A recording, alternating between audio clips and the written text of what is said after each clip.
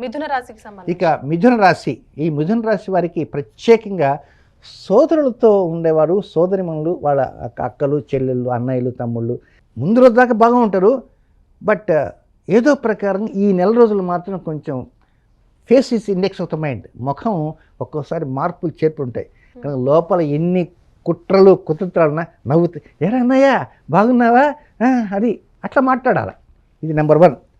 రెండవది, ఈ నెల అంతా కూడా ఈ డబ్బుల విషయం మాత్రం ఖర్చు ఎక్కువగా ఉంటుంది.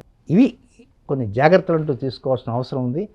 అన్నయ్యతో కానీ అక్కయ్యతో కానీ వాళ్ళే ఒకవేళ కోపంగా మాట్లాడినా కాస్త తుడుచుకొని పోయేట్టుగా ఉండాలి తప్ప ఎదురు తిరిగి నీ దిక్కున చెప్పుకోబో, ఇద్దరు కొంచెం జాగ్రత్తగా ఉంటే బాగుంటుంది.